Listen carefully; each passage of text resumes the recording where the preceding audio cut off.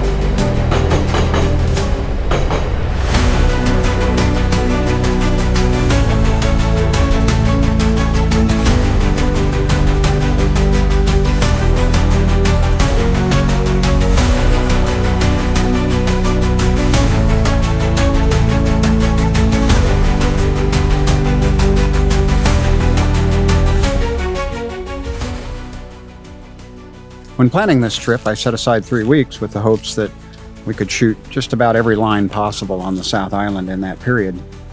So after the 3 days on the Arthur's Pass line, we worked our way west to the west coast, northwest corner of the island, and spent a bunch of time shooting between Greynouth and Ngakawau, which is the northernmost loadout for coal trains. And we chased back and forth in that region for 3 days, and on the 4th day we shot there and then worked our way back across Arthur's Pass to get to Christchurch to be in position for the next portion of the trip, which would be south of Christchurch. So we got pretty good coverage on the west coast up there. Got some really nice trains and scenes, and the Tasman Sea is a beautiful place to lollygag in between trains. So often the train would be loading at Ngakawau and we'd have time to go over to the beach and take in the sights. So, a beautiful part of the trip.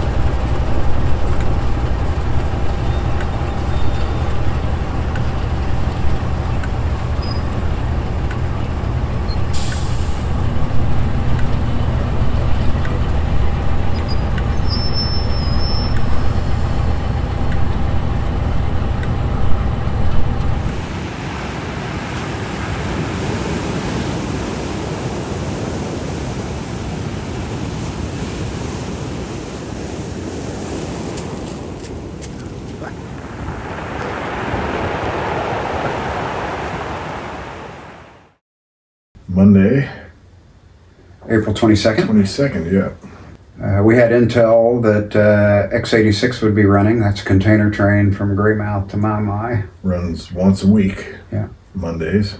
And so we got up, we stayed in Greymouth, got up and got to the yard, and a little bit before he was due out, and he was right on time.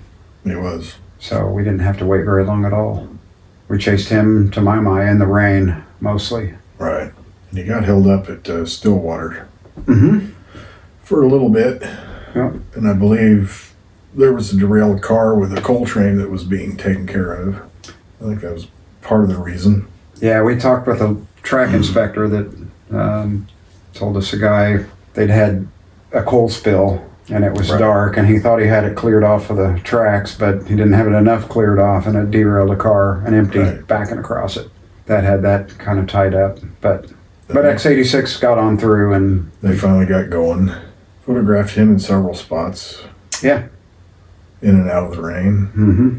Yeah, and that's predominantly flat country, your mountains in the distance. There were several mountain vistas that were pretty nice, but there was also a lot of wedge stuff in Right.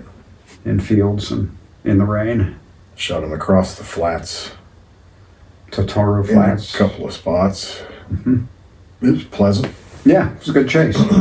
And we knew he would get to Mai and run around his train there. Mm-hmm. And so we chased him all the way to there. It was a good chase. Shot him a lot of places. Yeah. Probably 20 spots. By the time we were done, maybe more than that, I don't know. It was a lot. And then drove over through Buller Gorge. And Buller Gorge is really challenging. Railroad on one side of the river and the highway on the other, and a lot of brush. And there's only a few openings. Right. Very stunning in spots. Oh yeah, oh, beautiful gorge. Very rugged country. So we drove over to Westport, and we knew we had a coal empty at Sergeant's Hill that would Right. go load at Ngakawau. So we latched onto him eventually, and that was late in the day. We had some time to kill. In fact, Right. we spent some time on the beach. Ate lunch on the beach. Yeah. Watched the waves coming in. And then chased the train up to the mine, and Watched them run around it and start loading. Mhm. But it was going to be close to 2 hours later by the time they would leave, which would have Yeah. put it after dark. yeah, they get out at 6:30 or 7, something like that. Mm-hmm. And that was that. And we found a nice room in Westport. Mm-hmm. So we booked that for 2 nights. And that's where we are right now. And ate at the Denison Dog yesterday Ate at the Denison Dog. for dinner. And we both had hot dogs. That's good. American type hot dog with mince, they call it, which is ground beef. They were pretty loaded up pretty well. They're very loaded. Oh, but it was the bread, the garlic bread. Oh, and the garlic bread appetizers. Oh man, The rolls. that was super good. Unbelievable.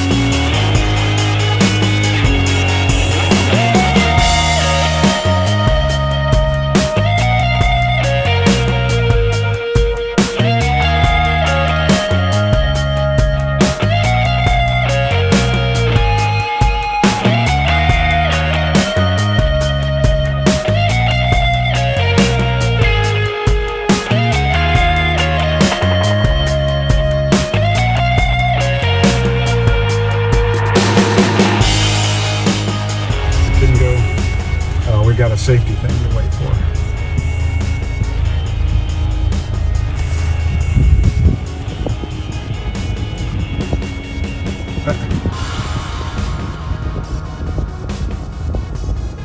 I assume it goes green.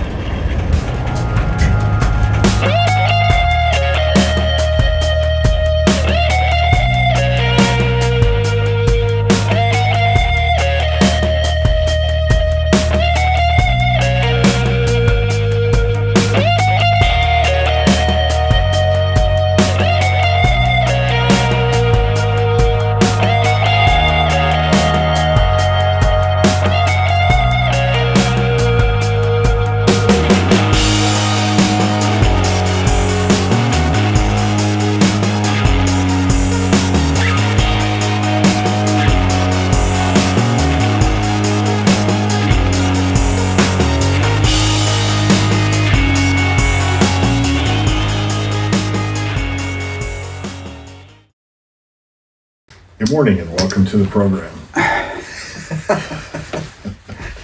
Now we're to Tuesday, April 23rd. Today, it started out rather interesting. Well, we got up early because we knew we had 8:43. Empty coal train. Yeah. So we got up early, went over to the tracks, wandered around in Westport trying to figure out exactly where the railroad went, where we needed to be. Wandered around and wandered around. And in doing so, missed the train going through. Exactly. But we ran into a track inspector and visited with him for 15 or 20 minutes. Very nice fellow. Kevin, also Kevin.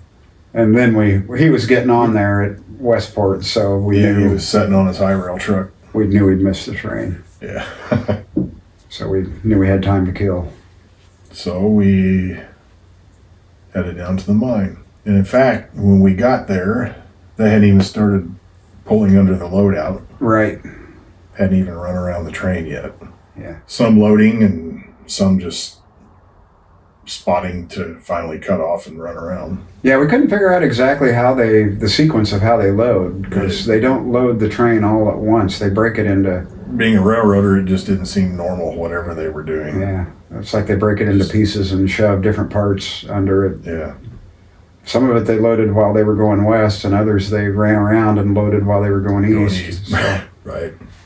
but eventually they got them all loaded. And it was just 30 cars. Yeah. It seemed like 100. Yeah.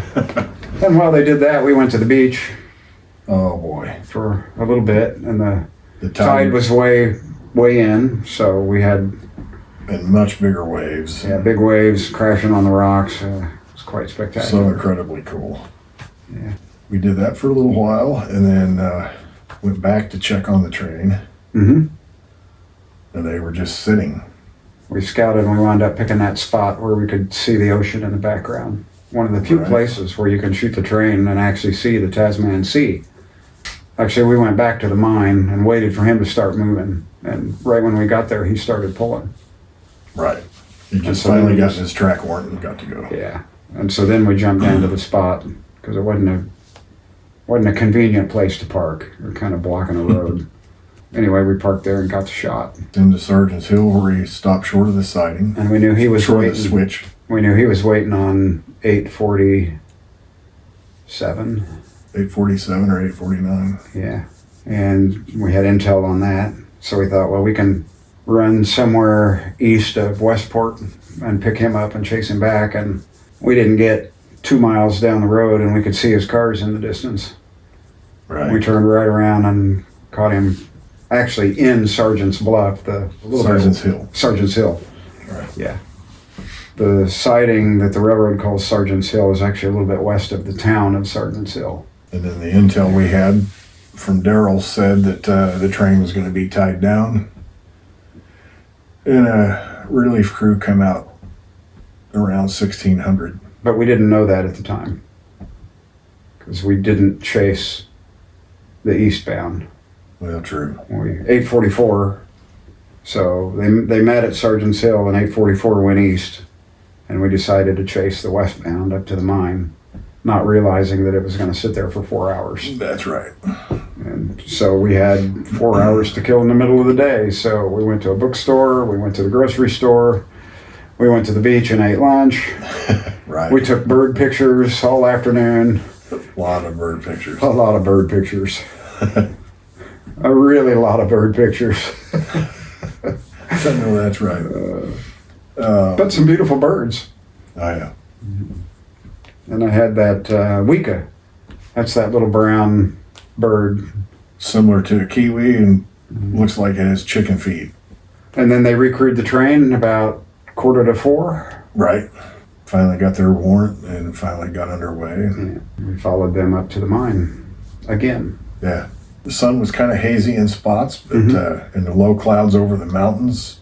Yeah. And it made for a few spectacular shots on Yeah. some of those bridges. So we got back to the mine and it was about 4:30 or 4:45.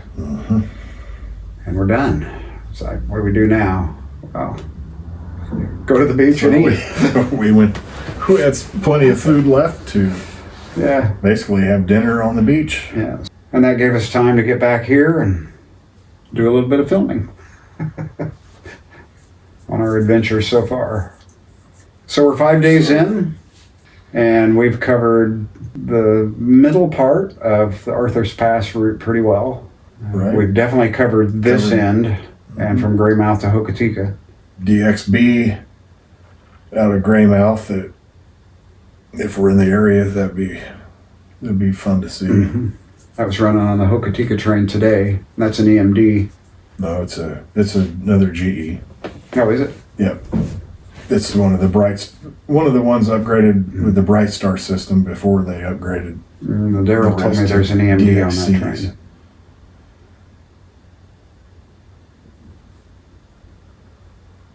There's a DF class and a DX class. Well, it's an EMD. You sure it's an EMD? Positive. Yeah, Daryl told me it's an EMD. Let's see. Well, we can probably pause that. That's going to take me a while to look it up. So at Greymouth, the Hokitika train has an EMD DFB class. Yeah, it had a DFB leading going west, which would be trailing coming back, going geographic north. And that's an EMD equivalent of a... Probably an SD40-2. Or SD50. Possibly. I'd have to refresh myself on lighter weight frames, export trucks. Mm-hmm. Obviously narrow gauge, because everything Kiwi Rail is narrow gauge. Narrow gauge with Aussie Railways and New Zealand Kiwi Rail are 3 foot 6 inch. 42-inch gauge. As opposed to our 3 foot narrow gauge. So right. And that's why they can have higher horsepower locomotives despite being narrow gauge unlike meter gauge. Right. That is requiring smaller traction motors and more axles. And what did we decide? The coal hoppers are 80 tons? Loaded are 80 tons, 16,700 kilograms, I believe, empty, 53,000 at least loaded, or tare weight, or the load weight rather. Mm-hmm. And the combined weight, they weigh just shy of 80 tons. Not very big trains, but that's what, 2,400 tons? They run them like streetcars. Despite all that mess, they run them like streetcars. Well, streetcars run often. Well, they run them once a day. Further down the line, rather. Yeah. But once you get east of Stillwater, you have all the coal traffic. Everything runs. Yeah. So we shot the engines loading, pulling under the loadout, and they pulled all the way down, almost to the very end of the tail track. Loaded a few, shoved back, clear the switch, cut off. Ran around. Backed another whole set. Shoved back, did some more loading, and then cut off half of the cars. Right. Didn't make rhyme or reason to... No, but it was neat because it's right there where you can see it all. Yeah. Pretty interesting. And those little DXCs are just incredibly cool. Yeah, they are. Rebuilt from U26Cs, but that's the DXB and DXC class, or the old U26Cs. Right. Yeah, and so far Daryl's been a real help. Daryl Bond is the editor of Linesider magazine. Right. And he's been keeping us apprised of what's where via email, and been an incredible help. Very helpful. Yep. More later over most of this same station. I guess so.